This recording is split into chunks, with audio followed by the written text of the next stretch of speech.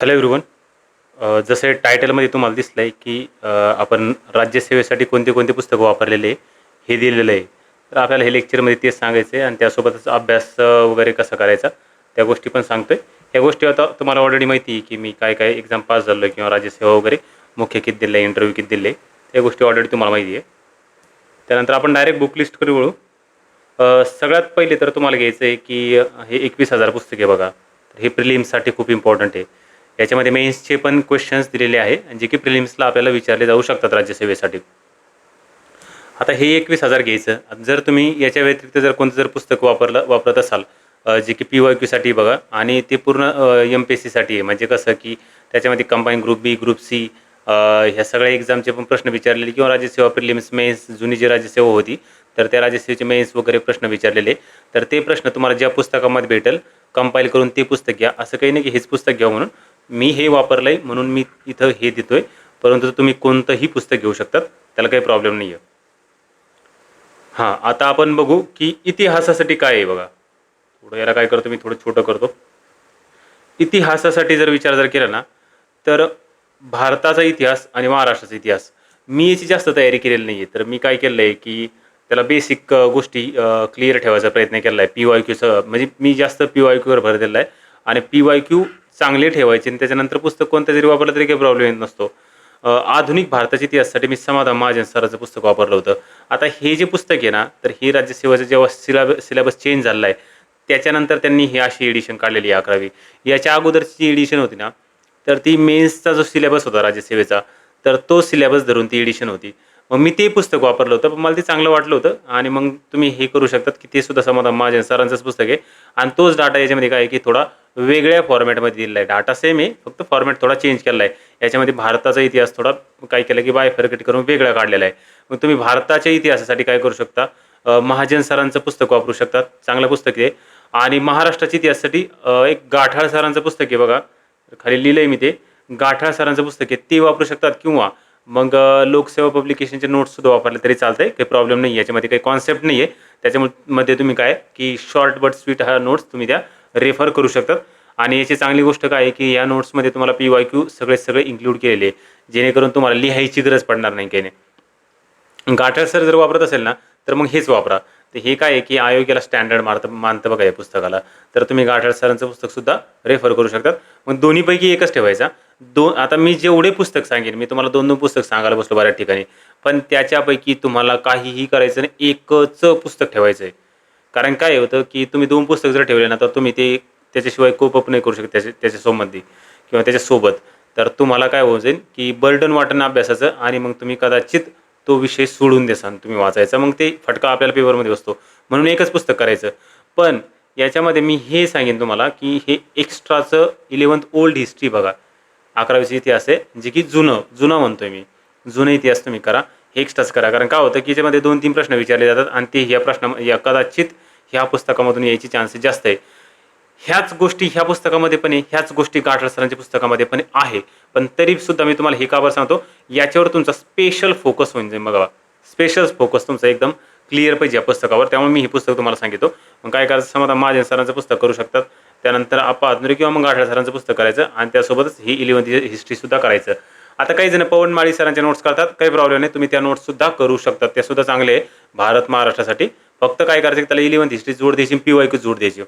आणि प्राचीन आणि मध्ययुगीनसाठी काय करा, तुम्ही पवन माळी सरांचे नोट्स वापरा. तर शक्यतो त्याच्यासाठी दुसरा पण डाटा आहे, परंतु याला माझी प्रायोरिटी नाही की याला मी थोडंसं चेंजेस करू शकतो डाटामध्ये. तर याचा डाटा काय करायचा, थोडा कमीच ठेवायचा आणि तुम्ही ह्या गोष्टी वापरू शकता. पवन माळी सरांचे पुस्तक. नंतर जिओग्राफीचा प्रश्न आहे. जिओग्राफीसाठी मी काय केलं होतं की दीपस्तंभाचे पुस्तक जे आहे ना तिन्ही सुद्धा केले होते. त्याच्यामध्ये भारताच्या भूगोलला माझं वेटेज थोडं कमी होतं, महाराष्ट्राला थोडं जास्त होतं आणि जगाचा जो भूगोल आहे त्याला थोडं जास्त होतं. प्रिलिम्सला काय होतं की जगाच्या भूगोलमध्ये 15 पैकी 7-8 किंवा 8 ते 9 प्रश्न विचारले जातात.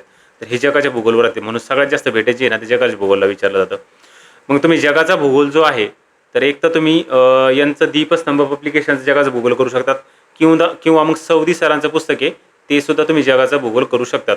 तर सौदी सरांचं जे पुस्तक आहे ते इंग्लिशमध्ये सुद्धा आहे. ज्यांना तयारी इंग्लिशमध्ये करायची त्यांनी ते इंग्लिशमध्ये सुद्धा रेफर करू शकतात. किंवा मग माजिद हुसेन सरांचं पुस्तक आहे बघा इंग्लिशमध्ये. इंग्लिशमध्ये काय आहे की तुम्हाला प्रॉब्लेम नाही बघा. वेटेजचा तुम्ही UPSCची बुक लिस्ट जरी घेतली ना तरी सुद्धा चालते. फक्त महाराष्ट्राशी रिलेटेड जी गोष्टी ना तर त्या तुम्हाला प्रॉब्लेम देऊ शकतात इंग्लिशमध्ये. मग जगाचं भूगोल माझी दुसरी सरांचं पण येऊ शकतं किंवा मग तुम्ही हे करू शकतात. याच्यापैकी कोणतंही एकच करा बरं का जगाचं भूगोलसाठी. आणि त्यानंतर महाराष्ट्राचं भूगोल जर म्हटलं तर मी यांचं पुस्तक दीपस्तंभचं पण केलं होतं आणि एक आपा हातनुरे सरांचे नोट्स पण केल्या होत्या. तुम्ही कोणतंही एकच करा शक्यतो. तर मी सजेस्ट करतो तुम्ही काय करा की तुम्हाला जर मॅपिंग जर चांगली करायची असेल तर मग ही दीपस्तंभाच्या पुस्तकामध्ये मॅप चांगले आहे. पण तुम्हाला जर वाटलं की सर आम्ही मॅपसाठी का की सौदी सरांचं एक ॲटलास आहे ते वापरतो, आमचे मॅप चांगले आहे, मग मॅप नका सांगू आम्हाला, मग त्यावेळेस तुम्ही आप्पा हातनुरे सरांचे नोट्स करू शकतात. आणि सेम भारताच्या भूगोलाला लागू होऊ शकतं. भारताच्या भूगोलला पण काय की मॅप वगैरे जर करायची असेल तुम्हाला तर मग दीपस्तंभाचं पुस्तक करू शकतात. पण तुम्ही परत एकदा जर ॲटलास करत असाल, ऑलरेडी ॲटलास घेतला असेल तर त्या पिरियडमध्ये तुम्ही महाराष्ट्राचा किंवा भारताचा भूगोल जो आहे तर तो आप्पा हातनुरे सरांच्या पुस्तकामधून करू शकता किंवा नोट्समध्ये करू शकतात. त्या गोष्टी तुम्ही फॉलो करा. आणि जगाच्या भूगोलला आणखीन एक गोष्ट आहे बघा. ठीक आहे, तुम्हाला हे सांगितलं मी आप्पा हातनुरेचे नोट्स तुम्ही कशा फॉलो करू शकतात, ज्याच्यामध्ये तुमच्याकडे ऑलरेडी मॅप आहे किंवा मग ॲटलास आहे. आणि आणखीन एक प्राकृतिक भूगोलसाठी 11वीचं हिस्ट्री बघा, 11वीचं NCERT बघा, फंडामेंटल ऑफ फिजिकल जिओग्राफी. तर हे इंग्लिशवाल्यांसाठी ते करू शकता तुम्ही. आणि मराठीसाठी काय की एक बसके सरांचं पुस्तक आहे प्राकृतिक भूगोल नावाचं हे पुस्तक. तर हे काय केलं आहे त्यांनी 11वीचं जी हिस्ट्री आहे ते जशाच तसं त्यांनी काय केलं आहे मराठीमध्ये कॉपी पेस्ट करून टाकले आहे. तर तुमच्यासाठी काय की तुम्ही हे पुस्तक वापरू शकता. चांगलं पुस्तक ते, त्याच्यामध्ये आकृत्या वगैरे पण काय की एकदम चांगल्या दिलेल्या आहेत. तुम्ही हे एक रेफर करा. शक्यतो मी तुम्हाला सजेस्ट करेन की त्या पुस्तकासोबत हे 11वीचं NCERT हे सुद्धा तुम्ही रेफर करा जगाच्या भूगोलसाठी. एक तर ते म्हणजे ते वापरू शकता किंवा सौदी सरांचं वापरू शकतात, पण त्यासोबत हे पण करा 11वीचं. जसं की 11वीचं हिस्ट्री कॉमन आहे की जे तुम्हाला घेणं आहे, तसंच मी सजेस्ट करेन तुम्हाला हे पुस्तक तुम्ही कॉमन करा बघा, याला घेणं करा. कारण काय होतं की हे NCERTमध्ये आणि याच्यामधून प्रश्न याचे चान्सेस खूप जास्त आहे. परत एकदा जगाचा भूगोल जर म्हटलं सौदी सरांचं एक आहे, तर तुम्हाला दीपस्तंभ सांगितलं, सौदी सरांचं सांगितलं, याच्यामध्ये हे टॉपिक नको वाचवा, भारत आणि पर्यावरण शक्यतो नका करू त्याला. तर सौदी सरांचं जगाचा भूगोल तुम्ही हे करू शकता पोर्शन, जर तुम्ही दीपस्तंभ करायचं नसेल तुम्हाला तर हे सुद्धा चांगलं आहे. आणि प्रत्येक टॉपिकसाठी मी 2-2 पुस्तकं सांगू लागलो, पण तुम्हाला एकच करायचं आहे. मी क्लिअर करतो तुम्हाला काहीही करून एकच पुस्तक करायचं आहे. त्यानंतर एन्व्हायरमेंटसाठी काय करा, एन्व्हायरमेंट सौदी सरांच्या पुस्तकामध्ये दिलं आहे पण एवढं भारी नाही ते, म्हणजे ते खूप खराब आहे. एवढं चांगलं तुम्हाला आउटपुट भेटणार नाही त्याच्यामधून. घोरपडे सरांचं पुस्तकामध्ये एन्व्हायरमेंटमध्ये तुम्हाला चांगलं दिसतंय ते, परंतु याला काय करावं लागतं की तुम्हाला याला कुठेतरी लिमिट करावं लागेल.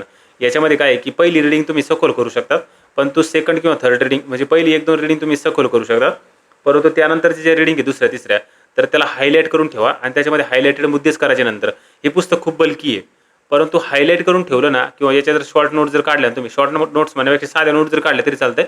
साध्या नोट्स तुमच्या लेस दॅन 50 पेजेसमध्ये होऊन जातात तुमच्या याच्या पर्यावरणाच्या. तर त्याच्यामधून तुम्हाला काय की 5 प्रश्न येतात तर प्रिलिमसाठी, आणि हे 5 सोपे असतात. हे 5 पैकी 5 बरोबर याचे चान्सेस खूप जास्त असतात. ते सगळे बरोबर येऊ शकतात. फक्त काय करायचं, याला तुम्ही काय करा, नंतर त्याला हायलाईट करा किंवा मग नोट्स काढून ठेवा आणि ज्याचा तुम्हाला वापर काय नंतर करता येईल एकदम स्पीड रिव्हिजनसाठी. तेच तुषार घोरपडे सरांचं इंग्लिशमध्ये पण आहे हे पुस्तक एन्व्हायरमेंट इकॉलॉजीचं, तर ते तुम्ही रेफर करू शकता इंग्लिशसाठी. आणि मानवी भूगोलवर काय की रिसेंटली 4-5 वर्षामध्ये जर विचार जर केला 2020 का 22 नंतर कदाचित, तर मानवी भूगोलवर 1-2 प्रश्न विचारले जातात. त्याच्यासाठी प्रेमराज सरांचे नोट्स आहे बघा मानवी भूगोलाच्या, तर त्या तुम्हाला झेरॉक्स सेंटरवर भेटून जातील.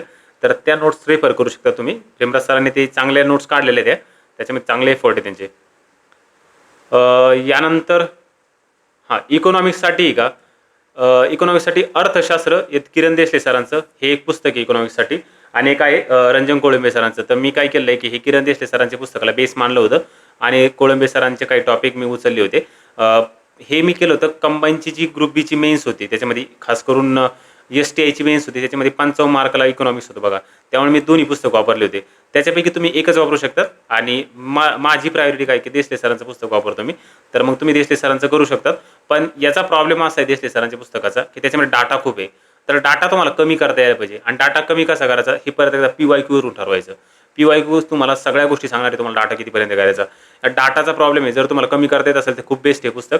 जर डाटा कमी करता येत नसेल ना तर मग हे रंजन कोळंबे सरांचं पुस्तक आहे, त्याच्यामध्ये कमी डाटा वापरलेला आहे, तर ते एक चांगलं आहे. पण रिसेंटली त्यांच्या एडिशनमध्ये खूप डाटा यायला लागला आहे, तर तो एक थोडा प्रॉब्लेम होऊ राहिला सध्या. पण दोन्हीपैकी एकच पुस्तक घ्या असं मी सजेस्ट करेन. आणि हे एक पुस्तक बघा डेव्हलपमेंटचं किरण देशले सरांचं पार्ट 2 आहे. हे डेव्हलपमेंटचं पुस्तक आहे आणि याच्यामध्ये काय आहे की इकॉनॉमिक सोशल डेव्हलपमेंट मुद्दा दिला आहे, आणि आपला जो प्रिलिमचा सिलेबस आहे ना त्याच्यामध्ये इकॉनॉमिक सोशल डेव्हलपमेंट असा काही उल्लेख केला आहे बघा प्रिलिम्स सिलेबसमध्ये. तर डेव्हलपमेंटचा मुद्दा आहे, तर हे आपल्या सिलेबसमध्ये किंवा मग फायनान्शियल इन्क्लुजन मुद्दा आहे. तर ह्या गोष्टी जे आहे ना, तर ह्या प्रिलिम्सला विचारल्या जातात आणि हे डेव्हलपमेंटचं सेकंड जे पार्ट आहे किरण देशले सरांचं, तर हे सुद्धा एकदम इम्पॉर्टंट म्हणतं. फर्स्ट पार्टमध्ये जास्त विचारायला चान्सेस नाही आहे. याच्यामध्ये तुम्हाला फायनान्शियल प्लॅनिंग आहे किंवा मग प्लॅनिंग कमिशन वगैरे त्या गोष्टी करायच्या आहे. त्यानंतर मग तुमचं GDP वगैरे या गोष्टी करायच्या पार्ट 1मध्ये. त्यासोबत दारिद्र्य वगैरे गोष्टी करायच्या आहे आणि त्यानंतर योजना वगैरे जे आहे ना, तर ह्या तुम्हाला डेव्हलपमेंटच्या पुस्तकामध्ये दिसतात. यामधून बँकिंग वगैरे तुम्हाला विचारणार नाही आहे आणि थोड्याफार प्रमाणात तुम्हाला ॲग्रिकल्चर विचारलं जाईल ह्या पुस्तकामधून पार्ट 1मधून. पण पार्ट 2मध्ये काही मुद्दे आहे की जे की तुम्हाला करावे लागतील आणि ते प्रिलिम्सला विचारतील. आता पार्ट 2 जे आहे ना, तो पण व्यास्ट आहे. तर तुम्हाला सिलेबसनुसार बघायचं आणि सिलेबसनुसार ते पॉईंट धरायचे. तर परत एकदा PYQ बघायचे आणि ते सिलेबसनुसार पॉईंटनुसार वाचायचे तुम्ही. किंवा जर तुम्ही एखाद्या सर्च नोट्स जर वापरत असाल ना, तर वरीलपैकी सर्व पुस्तकाला किंवा मग याच्यानंतर जे पुस्तक सांगेन त्याच्यापैकी कोणत्याही पुस्तकाच्या ऐवजी तुम्ही जर नोट्स वापरत असेल तर तुम्ही त्या नोट्सचं वापरा, दुसरं वाचू नका. जर तुम्हाला वाटलं नोट्स ठीकठाक आहे किंवा चांगले आहे तुम्हाला समजा त्या, तर फक्त नोट्सच वाचा. असं नाही की मी तुम्हाला पुस्तक दिले हे पुस्तक वाचल्यानंतर तुम्ही पास होणार आहे. तर याच्या पुस्तकाच्या व्यतिरिक्त कोणते पण पुस्तक वापरतात पोरं आणि ते पास होऊन जातात. असं काही प्रॉब्लेम नाही आहे. तुम्ही तुमच्या हिशोबाने विवेकबुद्धीने तुम्ही काय करू शकतात, त्याचा विचार करू शकतात. विज्ञानसाठी भस्के सरांचं पुस्तक खूप चांगलं आहे, तर तुम्ही ते करू शकतात. आणि तुम्हाला थोडा वेळ जर भेटला तर मग स्टेट बोर्ड आहे बघा 8वी ते 10वी आणि 11चं बायोलॉजी आहे. तर 11चं बायोलॉजी याच्यामधून प्रश्न विचारले जाते बघा. तर मग हे 20 मार्काला आहे विज्ञान. तर त्याला तुम्ही हे पुस्तक आणि ह्या 2 गोष्टी पण करू शकता तुम्ही एक्स्ट्राच्या. 8वी ते 10वीचे पुस्तक आणि 11चं बायोलॉजी. आता हे पुस्तक वाचल्यानंतर तुम्हाला ह्या गोष्टी सोप्या होऊन जाते बघा स्टेट बोर्ड. कारण का की याच्यामध्ये स्टेट बोर्ड इन्क्लूड केलेलं आहे त्यांनी. लेटेस्ट जे PYQ वगैरे सगळे घेतलेले आहे आणि स्टेट बोर्ड त्यांनी खास करून भर दिलेला आहे भस्के सरांनी. त्यामुळे ते पुस्तक चांगलं आहे. आणि ह्या प्रत्येक पुस्तकाचे लेटेस्ट एडिशन बघा. तर मी याला काय केलं आहे की Amazonवरून म्हणा किंवा मग इंटरनेटवरून हे फोटो घेतलेले, पण तुम्ही यांचे लेटेस्ट एडिशन बघणं तुमचं गरजेचं आहे. ही कदाचित मला वाटतं की 9वीच एडिशन असायची लेटेस्ट, पण तरी पण 10वी आली की नाही तर ते एक तुम्ही चेक करून घ्या. त्यानंतर करंट अफेअर्ससाठी विचारतात बरेच जण. तर करंट अफेअर्ससाठी काय आहे, हे एक सिम्प्लिफाईडचं इयरबुक आहे, ते चांगलं आहे. किंवा यांचे त्रैमासिक येतात, जर तुम्ही ते रेफर करीत असाल ते पण चांगलं आहे. तर ते त्रैमासिकसुद्धा भारी आहे, ते तुम्ही करू शकतात प्रिलिमसाठी. परंतु राज्यसेवेचे बरेच जण काय करतात की हे पृथ्वीचं परिक्रमा करतात. तर हे सुद्धा एक खूप चांगलं आहे बघा. हे तुम्हाला मेन्सला सुद्धा कामं येऊ शकतं परिक्रमा. याच्यापेक्षा मेन्सच्या अँगलने जर तुम्ही प्रिलिमचा अभ्यास जर केला ना, तर तुम्हाला हे मॅगझिन जास्त उपयोगी पडेल रादर दॅन हे इयरबुक. मग हे मेन्सच्या अँगलने कामं येऊ शकतात. पण दोन्ही सुद्धा चांगले आहे. इयरबुक करू शकता किंवा परिक्रमा करू शकतात, तर काही प्रॉब्लेम नाही. दोन्हीपैकी कोणतंही एकच करा. परत किंवा डबल दोन गोष्टी तुम्ही फॉलो करू नका. तुमचा वेळ वाचेल एक जर वाचलं तर, त्याला रिवाईज करणं सोपं होऊन जाईल. पॉलिटीसाठी परत एकदा लक्ष्मीकांत हे रामबाण इलाज म्हणता येईल त्याला, की हे तुम्ही एकच पुस्तक वापरा तरी काही प्रॉब्लेम नाही. रंजन गोळंबे सरांचं पुस्तक पण वापरतात, ते सुद्धा एकदम चांगलं पुस्तक आहे, ते पण वापरू शकतात. जर तुम्ही ते वापरत असाल तर त्यासोबत स्टिक करा. पण मी लक्ष्मीकांत वापरलेलं आहे, मी कोळंबे सरांचं पॉलिटी वापरलेलं नाही आहे. त्यामुळे मी हे पुस्तक वापरलं म्हणून तुम्हाला प्रायोरिटी सांगतो. ते पुस्तक काय की ऐकलं आहे मी बऱ्याच जणांकडून, ते चांगलं पुस्तक आहे ते सुद्धा आणि त्याच्यामधून पण स्कोर येतो बरं का मुलांना, असं नाही घेत नाही. आता पंचायत राज आहे. पंचायत राजवर प्रश्न कमी येतात म्हणून तुम्हाला ते शॉर्ट करावं लागेल. जर तुमच्याकडे एखादा क्लास केला तुम्ही आणि त्या क्लासमध्ये शॉर्ट नोट्स असेल पंचायत राजच्या, तर त्या तुम्ही करा. जर नसेल आणि मग तुम्हाला काय की सोल्ली पुस्तकावर अवलंबून राहायचं असेल, तर एक तर किशोर लवटे सरांचं पुस्तक आहे किंवा मग चाणक्य मंडळचं पुस्तक आहे बघा पंचायत राजचं.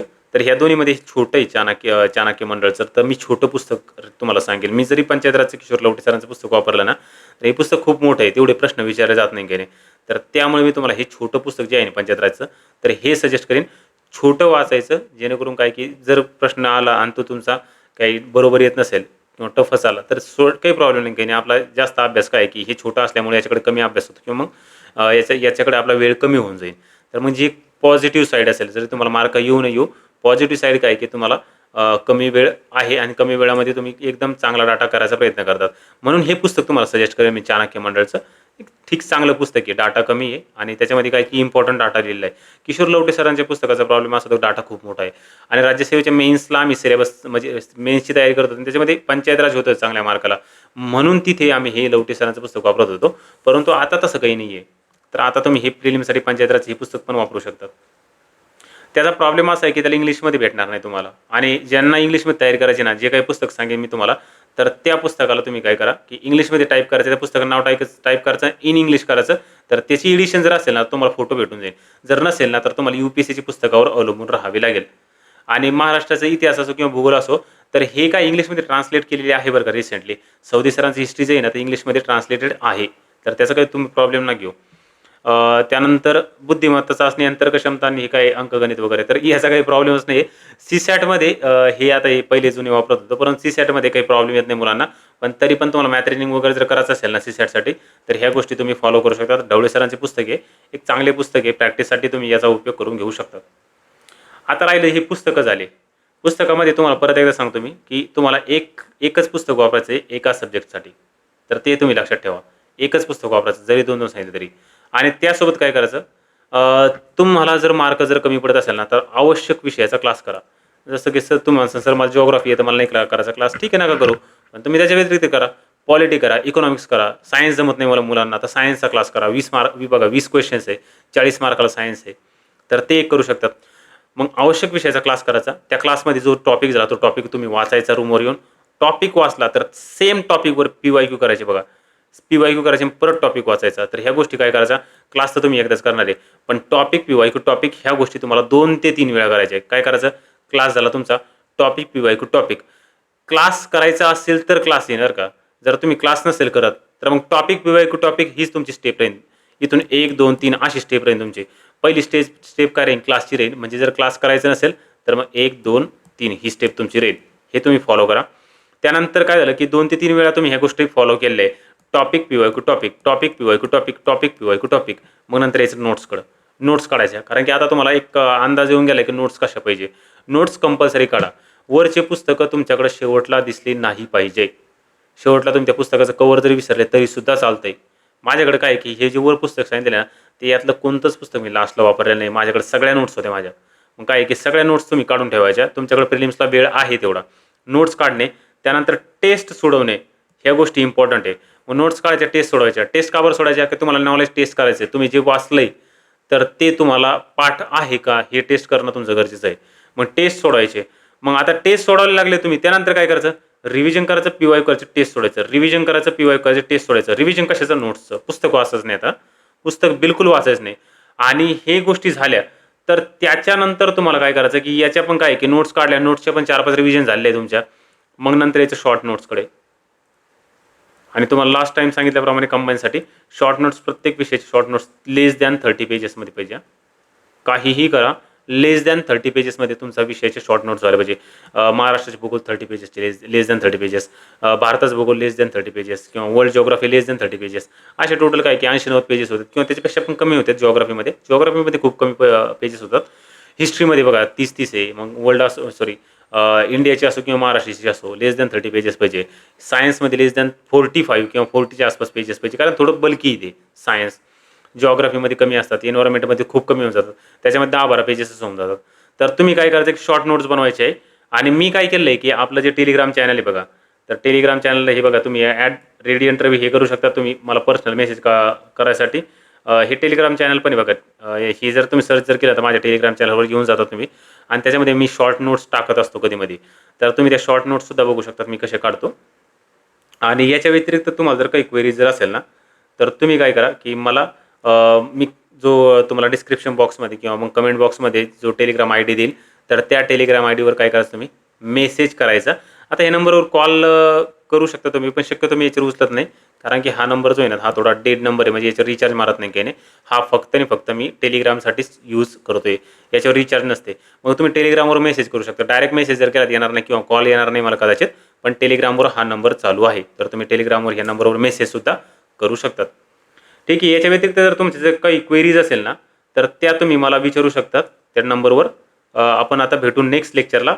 आणि एक सर होते, त्यांनी मला 2-3 वेळा कमेंट सेक्शनमध्ये टाकलं, की सर तुम्ही प्रिलिम्सची बुक लिस्ट करा, बुक लिस्ट करा. मी त्यांना प्रॉमिस केलं, की आज बुक लिस्ट करेल. आणि आता 1 वाजलेला आहे बघा रात्रीचा, आणि मी प्रॉमिस केलं होतं त्यांना. तर मग हे म्हणलं आता की बुक लिस्ट टाकावीच लागणार आहे आपल्याला. त्याच्यामुळे आता ही बुक लिस्ट मी तुम्हाला आजच टाकतो. Thank you very much. आपण भेटू आता नेक्स्ट लेक्चरला.